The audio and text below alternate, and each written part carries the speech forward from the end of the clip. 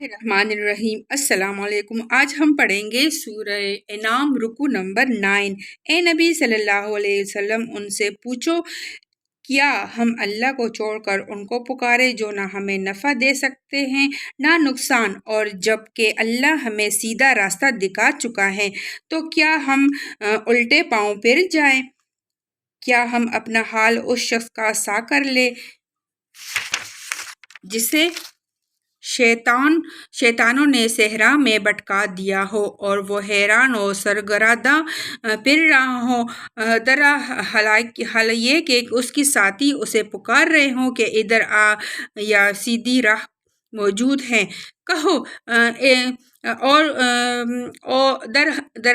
درحالیہ اس کی ساتھی اسے پکار رہے ہو کہ ادھر آ یہ سیدھی راہ موجود ہے۔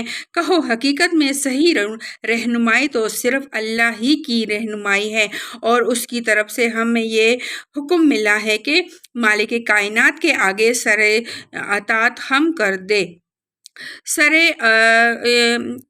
اور اس کی طرف سے ہمیں یہ حکم ملا ہے کہ مالک کائنات کے آگے سر اطاعت ہم کر دو، نماز قائم کرو اور اس کی نافرمانی سے بچو، اس کی طرف تم سمیٹے جاؤ گے۔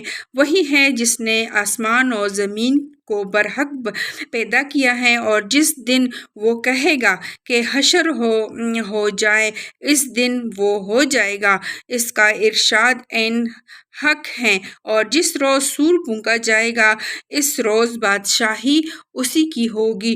وہ غیب اور شہادت ہر چیز کا عالم ہے اور دانا اور باخبر ہے۔